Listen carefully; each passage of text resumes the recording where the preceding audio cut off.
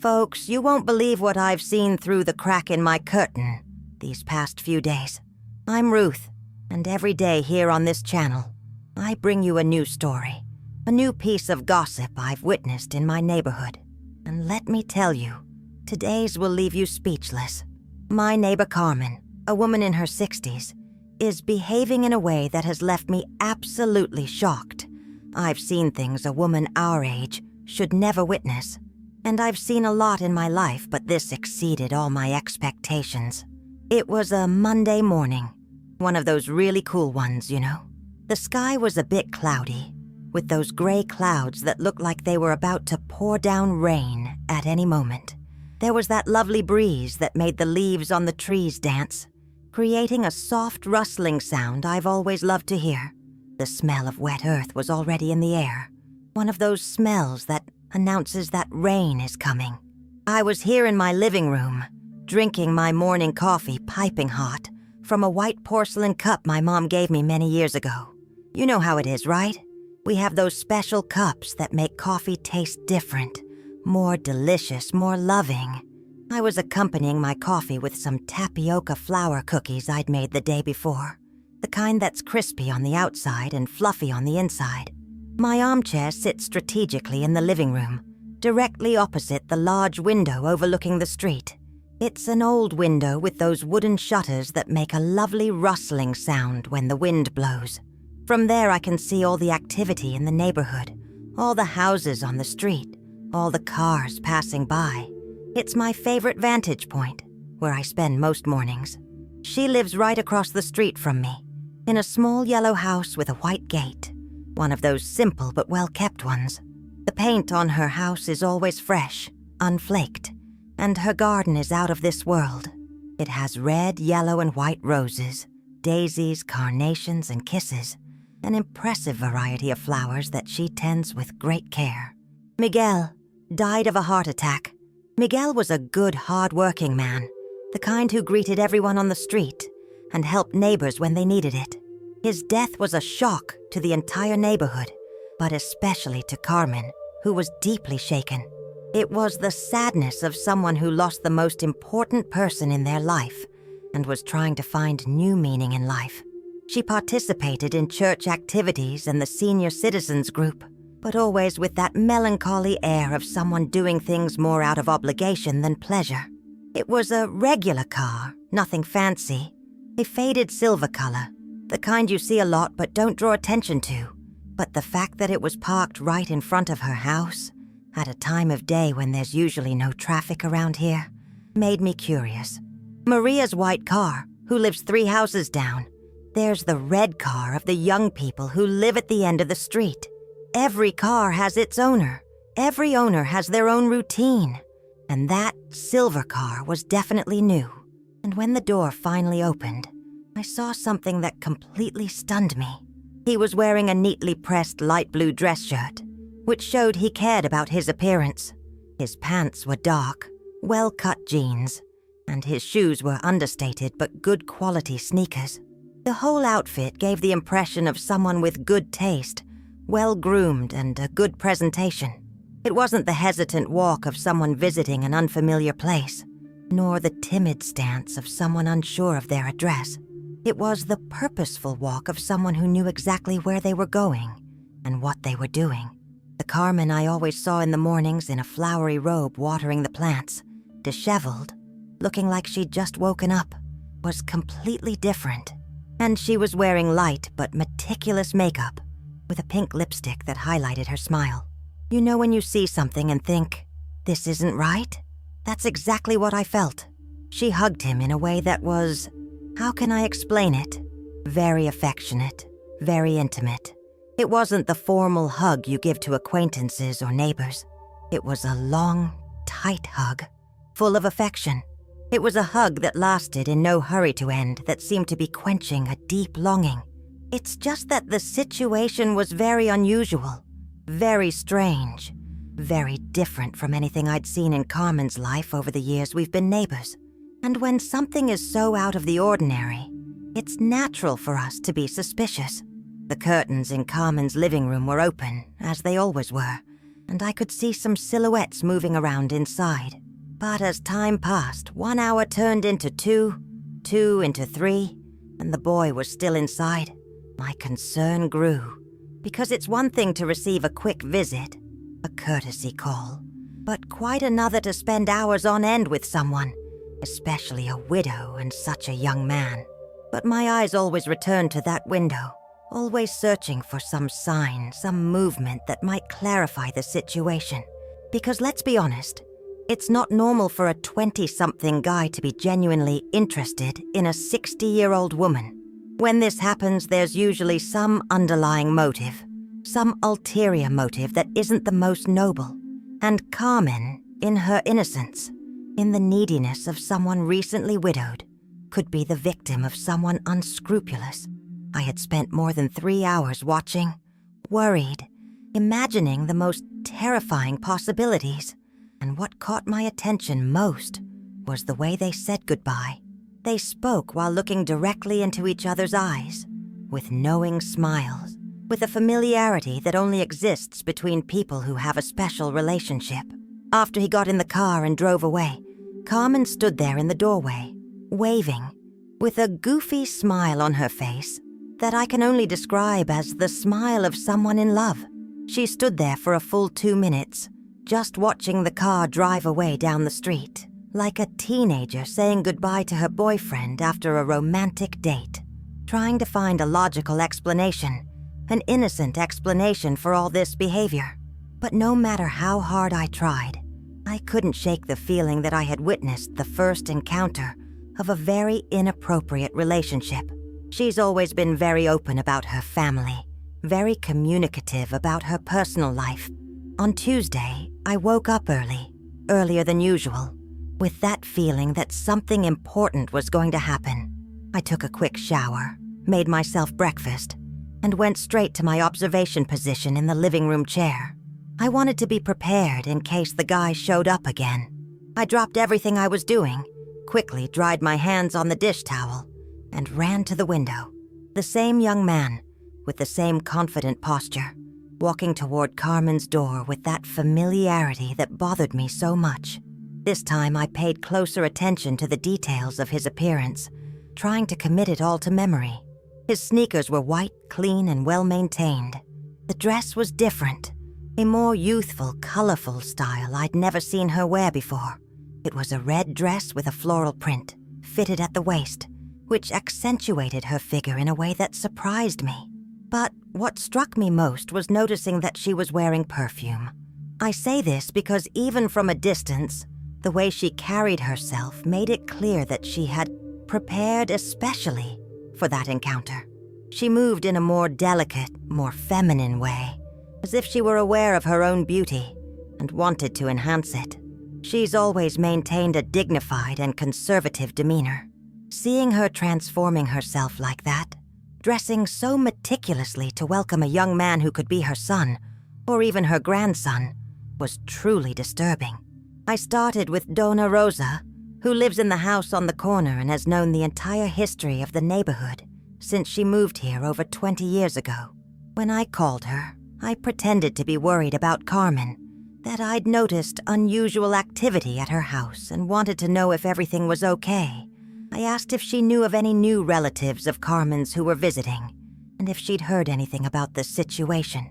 She said she had noticed Carmen's behavior was completely different, more cheerful, more lively, but at the same time more reserved. Furthermore, Dona Rosa said she had noticed that Carmen was shopping differently at the supermarket. Instead of buying just for one person, as she had been doing since becoming a widow, she was buying larger quantities, including items she'd never bought before, more sophisticated, more expensive items, as if she were trying to impress someone. A person doesn't radically change their decades-old habits, doesn't completely transform, without a very strong reason. And all the evidence pointed to the fact that this reason was related to the young man who was visiting her. And Lourdes not only confirmed everything I'd observed, but also added details that gave me chills. She said that the night before, around 9 o'clock, she'd seen lights on in Carmen's house and heard soft music playing. This was completely out of character for our neighbor, who always went to bed early and kept the house quiet after 8 o'clock. It was a romantic song, the kind of old-school kind that Carmen's generation tends to enjoy. And the most intriguing thing is that throughout the night, the living room curtains remained closed, something that never happened. From that moment on, I knew something very serious was happening. A 60-year-old woman completely changing her routine, dressing up in a special way, receiving visits from a young stranger, engaging in nighttime activities she'd never had before. Guys, the signs were all there, glaring, impossible to ignore. The living room curtains were open, and I could see silhouettes moving around inside. Every now and then I heard soft laughter, animated conversations, sounds that indicated they were having fun together. Seeing a 20-something man helping a 60-year-old woman cook, participating in the daily routine of the house as if she were part of the family, was extremely disturbing. They stood there in the doorway for almost 10 minutes, talking quietly, laughing, touching each other in a very intimate way. At one point, he put his hand on her shoulder, and she, in turn, stared at him with eyes I can only describe as passionate. It was the kind of look you give to someone very special, someone you have deep feelings for. She waved until the car was completely out of sight, and then she remained standing there, a dreamy smile on her face, as if reminiscing about every moment they had spent together. It's not that I'm against relationships in old age. Quite the opposite. I think it's beautiful when people our age find companionship and affection. Perhaps the young man was a profiteer, someone who had sensed the vulnerability of a lonely widow and was trying to profit from her situation. Perhaps he was interested in her house, her savings, some material possession she might have. I'd heard of these situations before, of older people getting involved with much younger partners in a desperate attempt to recapture their lost youth. The sky was clear, a pleasant mid-morning sun that made everything clearer and more visible. It was one of those days when natural light facilitates observation, where we can see details that would normally go unnoticed, perfect for a discreet surveillance session. When he got out of the car, I saw he was carrying a bouquet of flowers. Flowers.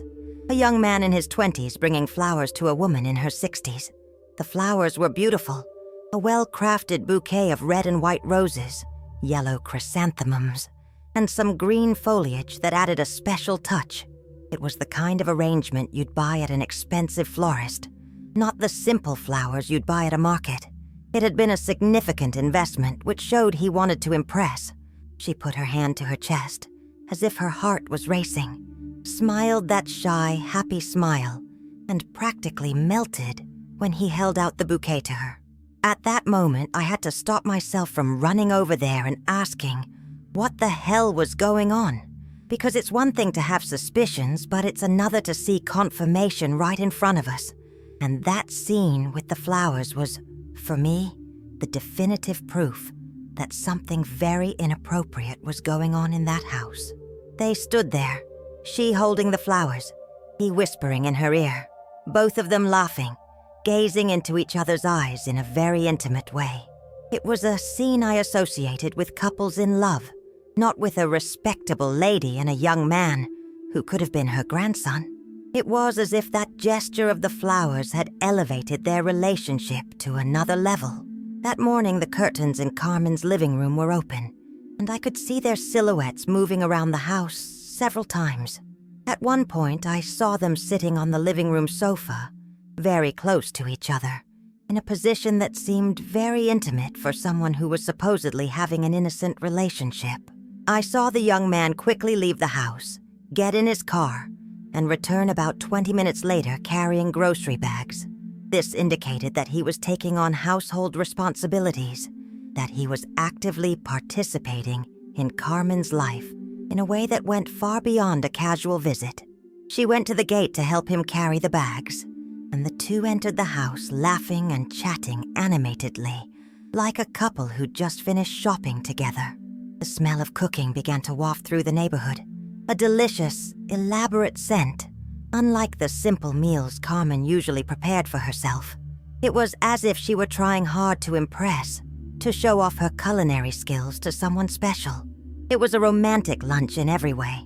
It was a position typical of couples in love, not of those supposedly having an innocent relationship. Don't look away, because what I discovered will surprise you. The situation was getting stranger and stranger, and I needed to understand what was really going on. 4th consecutive visit, same time, same punctuality. This was no longer a coincidence. It was clearly an established routine between them. But this time, something really caught my attention. He got out of the car carrying a larger bag, the kind you carry for traveling, as if he were going to spend more time at her house. And the fact that he was such a young man in the home of a widow raised very serious questions about what was really going on there. They stood there at the door, arms around each other, whispering in each other's ears, completely oblivious to the fact that they were in a public space where any neighbor could be watching. Man, this was beyond the bounds of what I considered acceptable. This only fueled my imagination about what they might be doing inside, away from the prying eyes of the neighborhood. I also noticed that the bedroom windows had the curtains closed, which was definitely not normal. Carmen always kept all the windows open during the day to air out the house and take advantage of natural light.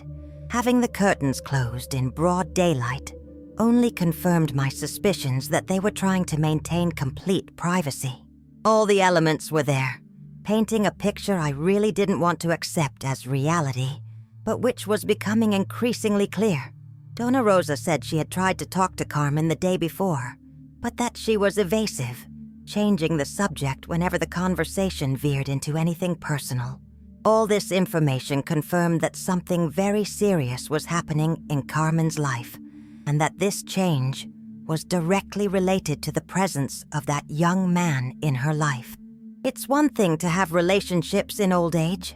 It's another thing entirely to have a young man in his 20s sleeping over at the house of a woman in her 60s. During the night, I saw lights on in Carmen's house until very late, much later than was normal for her. And every now and then I heard soft sounds, talking, laughing, that confirmed they were awake, spending time together in a nocturnal intimacy that made me extremely uncomfortable.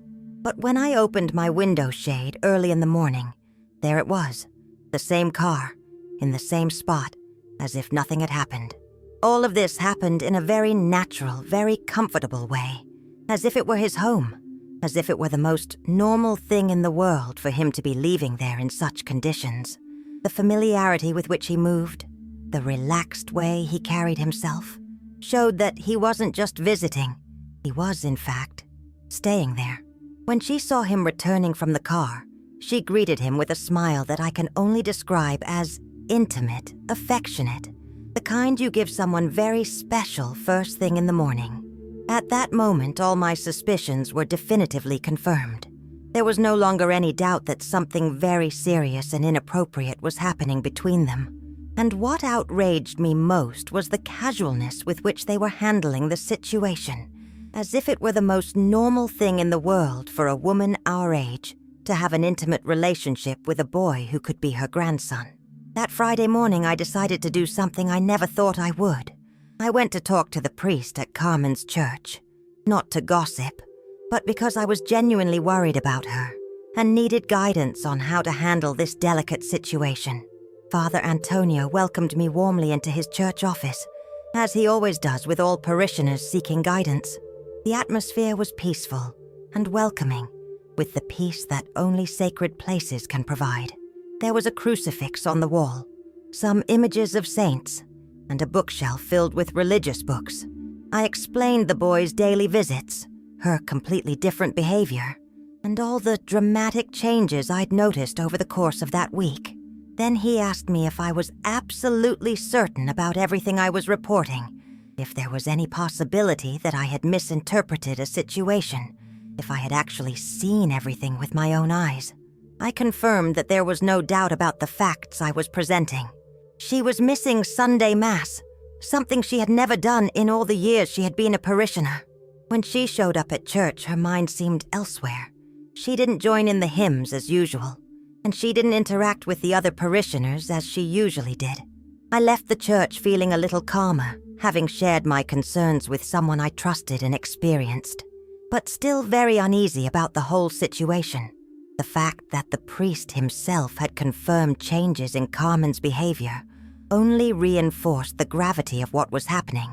This clearly indicated he intended to return, that this arrangement of staying at Carmen's house wasn't temporary, but rather something that was becoming routine. At one point, I saw him cup her face with both hands, look deeply into her eyes, and whisper something that made her smile in a way I hadn't seen in years. It was a moment of profound intimacy, the kind that only happens between people who have very special feelings for each other. I could no longer just speculate and torture myself with possibilities. I needed concrete facts, information that would allow me to fully understand the situation. During one of these visits, around 2 in the afternoon, I overheard part of a conversation they were having in the backyard. They were talking about travel, time, longing, and future plans. Words and phrases that further confirmed my suspicions about the intimate and romantic nature of their relationship. This indicated that he intended to travel soon, that these days they were spending together had a definite end date. The way they interacted clearly showed that there were deep feelings involved, that this was not something casual or superficial. When I opened the curtains on my window, I saw a scene that left me utterly shocked and moved at the same time. Carmen and the young man were leaving the house together, he carrying a small suitcase, she with a deeply sad expression on her face. The emotional intensity of that moment was palpable, even from afar. There was genuine sadness, real grief over the separation that was happening. It wasn't a casual goodbye. It was the farewell of people who loved each other deeply and didn't know when they would see each other again. After the car disappeared around the corner, she stood there for a full 5 minutes, just staring at the empty street, with an expression of profound sadness and loneliness. During Mass that Sunday, I discreetly observed Carmen. She was there in her usual pew, but she looked completely different from the cheerful, radiant woman I had seen all week. She was melancholic, distant, clearly suffering from that young man's absence. She was there physically, but her mind and heart were clearly elsewhere. I felt like maybe this was an opportunity to offer support, to show her she wasn't alone. Carmen, seeing my genuine interest and perhaps feeling the need to vent to someone, began to open up to me in a way that had never happened before. And guys, when she started explaining the real situation, when her words started revealing the truth behind everything I had observed and completely misinterpreted, I felt like the most idiotic, prejudiced, and embarrassed person in the entire world. Carlos had recently graduated from engineering school and had decided to use part of his graduation vacation to fulfill a long-held dream, to visit Brazil, learn about his family roots, and especially to spend precious time with the Brazilian grandmother he had never had the opportunity to meet in person. Can you imagine what I felt in that moment? The shame, the humiliation, the realization of how biased and malicious I had been in my interpretations. All my indignation, all my concern, all my malicious suspicions turned into immense shame and a life lesson I will never forget. I had spent an entire week creating a sordid and inappropriate story in my head about a situation that was, in fact, one of the most beautiful and touching things I had ever witnessed. The emotional reunion between a lonely grandmother and a loving grandson, the strengthening of family bonds that distance had made fragile. She said that since Elena moved to Spain to work for a multinational company, she felt as if she had lost an important part of her family. When Carlos decided to come to Brazil as a graduation present for himself, it was a complete and wonderful surprise for the whole family. He wanted to surprise his grandmother, learn about his Brazilian roots, understand where he came from, and spend quality time with the grandmother he'd always heard about but never had the chance to hug in person. And the warm welcome I had interpreted as inappropriate was, in fact, The pure and genuine emotion of a grandmother meeting her adult grandson for the first time in person. The joy, the anticipation, the exaggerated affection that had so bothered me were, in fact, the natural expression of the unconditional love between grandmother and grandson, who finally had the opportunity to be together. The flowers he brought on the third day weren't those of a romantic suitor. They were those of a loving and well-mannered grandson for his beloved grandmother. Flowers from someone who wanted to show respect, gratitude, and affection for a special person they were just getting to know. And Carmen's emotional reaction wasn't that of a woman behaving like a lovesick teenager. It was that of a deeply touched grandmother, receiving a display of affection from a grandson she barely knew.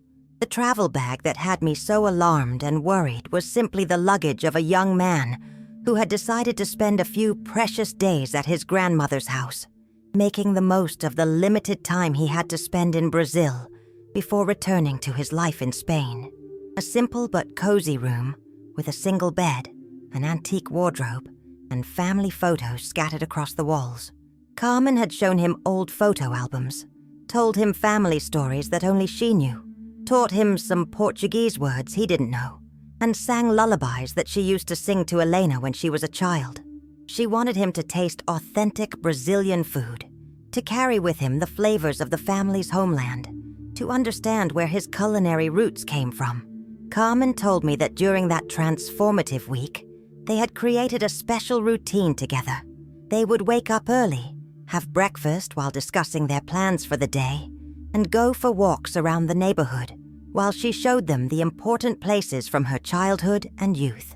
It was as if she were introducing him to her entire family history, the entire context that shaped the life he knew in Spain, and the farewell I'd witnessed that Sunday morning. It was indeed a farewell charged with intense emotion, but not for the base reason I'd imagined. Carlos was returning to Spain the next day, and they both knew they had no idea when they'd have another chance to see each other in person. It was the pain of separation between a grandmother who had just discovered the joy of having her grandson close by, and a grandson who had fallen in love with his Brazilian roots and the loving grandmother he had finally met. Having the house full of life again, having someone to cook with affection, having someone to talk to about family, having someone to care for. All of this had filled a void she hadn't even known existed in her heart. The reunion between a lonely grandmother and a loving grandson, the strengthening of family bonds that transcend geographical distances, the unconditional love that unites different generations, the pure joy of people discovering and connecting deeply with one another. I had interpreted all of this through the tainted lenses of prejudice and malice. All those affectionate gestures I interpreted as inappropriate were, in fact, the natural and beautiful expression of love between grandmother and grandson. The intimacy that bothered me was healthy family intimacy, that special closeness that exists between people who truly love each other and who finally have the opportunity to be physically together. Carlos promised he'd return to Brazil at least once a year to visit her, that he'd make sure to maintain the bond they'd created during that special week. Carlos also committed to writing traditional, handwritten letters, because Carmen had mentioned that she missed receiving physical mail. He said he wanted her to have something tangible to keep, to reread when she felt homesick. He said Elena was organizing everything, that they wanted her to see their house, spend time with their other grandchildren, and see how her daughter built her life in Europe. All of this had awakened in her a will to live that she thought she had lost forever.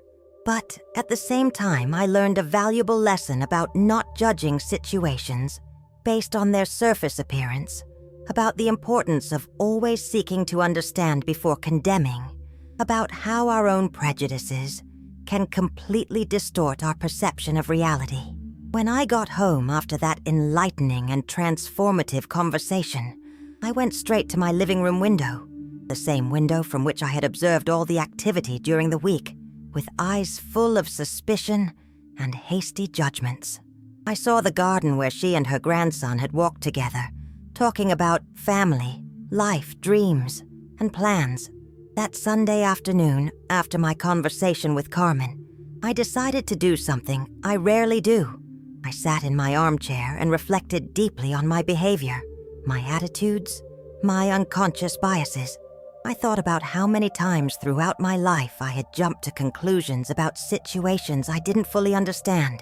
The painful truth is that we live in a time where everything seems suspicious, where we always expect the worst from people, where the first conclusion we draw is almost always the most negative possible.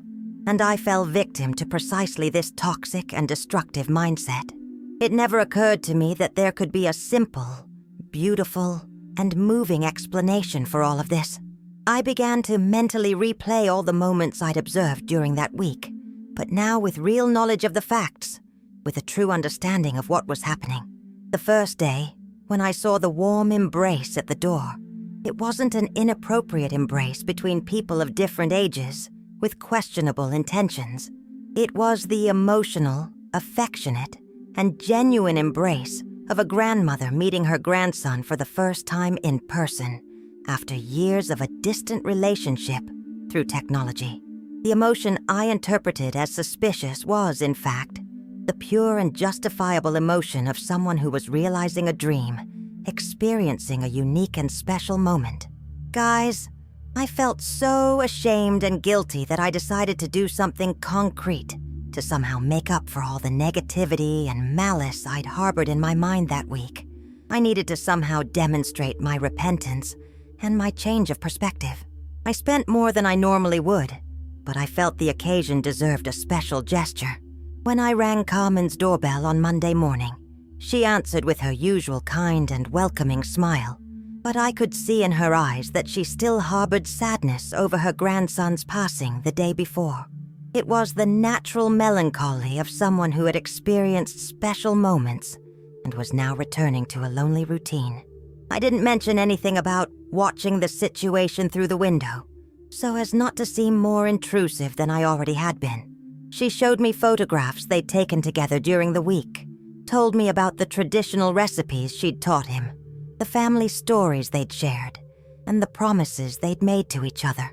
Seeing the sparkle in her eyes as she talked about her grandson, I fully understood how important and meaningful that visit had been to her. And I felt even guiltier for creating such a negative narrative about something that was bringing so much genuine happiness to someone I cared about and respected. But Carmen, in her generosity and natural wisdom, told me something I'll never forget, and that changed my perspective on many things.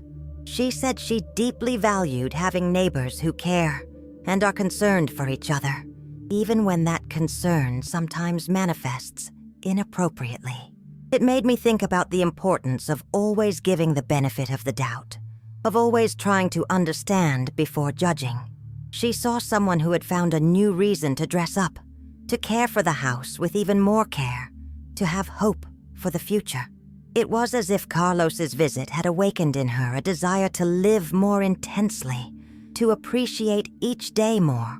She returned to actively participating in the community, returned to Sunday Mass with renewed enthusiasm, and resumed tending the garden with the same love and dedication I remembered from her younger days. A few weeks after Carlos's departure, Carmen told me that he had arrived safely in Spain and that they were already fulfilling their promise of weekly video calls. She said he was telling the whole family about the incredible experience he had in Brazil, about the loving Brazilian grandmother he had finally met, about the recipes he had learned, and the stories he had heard. It seems the experience awakened a greater appreciation for family bonds in the entire family, an awareness that physical distance shouldn't be a reason for emotional estrangement. And I learned a lesson that I will carry with me for the rest of my life: the fundamental importance of not judging by superficial appearances, of not jumping to conclusions, of always trying to understand the full context before forming an opinion about any situation.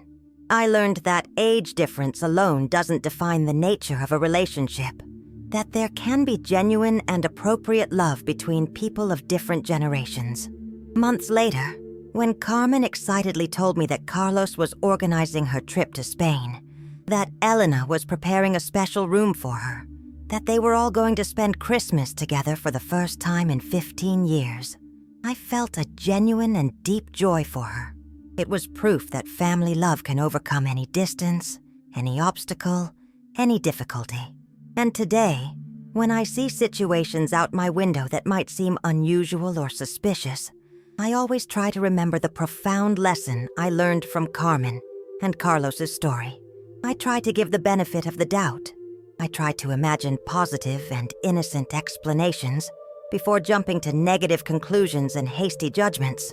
I try to remember that not everything is what it seems at first glance, that there are always multiple perspectives on any situation, and that my initial interpretation may be completely wrong.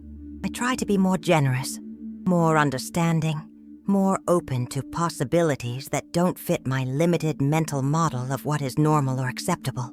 This transformative experience taught me that familial love can manifest itself in very different and intense ways, and that geographical distance and time do not necessarily diminish the strength and intensity of feelings between people who truly love each other. It taught me that it's never too late to reconnect with important people, to create special memories, to show love and affection. I feel grateful to have learned this valuable lesson about not judging by appearances, about the importance of generosity of spirit, about how our prejudices can blind us to the beauty and love that exists all around us. When she showed me the album, I saw tears of joy in her eyes. Each page told the story of that transformative week. Them in the garden, them in the kitchen preparing food, them in the living room looking at old photographs, them in the church where she married his grandfather. It was a gift made with love and care, showing how important that week had been for him too. She had bought new clothes, renewed her passport, and learned a few words of basic Spanish to better communicate with her other grandchildren. Her closed house, her garden without daily care, everything reminded me of how one special person can make a difference in the life of a community. Carmen told me that Elena was planning to move back to Brazil in the next few years, that she wanted her children to grow up knowing their Brazilian roots better, and that she missed her mother and family. Carlos's visit had been the catalyst for a series of changes and family reconnections that no one expected. The year after that, he came with his girlfriend, who wanted to meet her boyfriend's Brazilian family. Each visit strengthened their bonds, created more memories, and brought more joy to Carmen's life.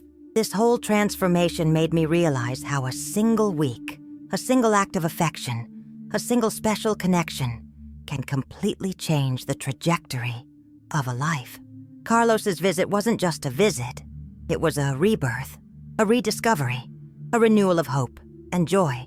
I learned that our eyes can deceive us, but our hearts, when open and generous, are rarely wrong. It's a story about how a lonely grandmother and her curious grandson managed to bridge the ocean that separated them, building a relationship that enriched the entire family's life. It's a story about how love can overcome distance, cultural differences, language barriers, and the prejudices of gossipy neighbors. A story about how a week of misguided observation taught me lessons that will last a lifetime. She taught me that love has no age, that family is stronger than distance, that it's never too late to start over, to create new connections, to find joy in unexpected places. Sometimes what we interpret as problematic or inappropriate can actually be one of the most beautiful and moving things we can witness. And you, what did you think of this story? How many times have you jumped to conclusions about situations you didn't fully understand?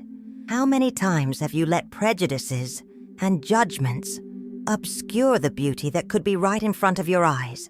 Tell us if you've ever been in similar situations, or if you've ever discovered you were completely wrong about something that seemed obvious at first glance. Like the video if you enjoyed the story and the reflection it brought about the importance of not judging by appearances, of always seeking to understand before condemning, of giving the benefit of the doubt to the people and situations we encounter in life. Love manifests itself in many different forms, and all of them deserve our respect and understanding. And when someone finally finds companionship, love, affection, and attention, it's natural to show it intensely, visibly, and emotionally. Thank you for watching this story until the end, which completely changed my perspective on many things. See you in the next video with another neighborhood story, but this time I promise I'll try to see things with more generous eyes, a more open heart, and a mind more willing to see the positive side of things. But when we can see beyond appearances, we always discover that the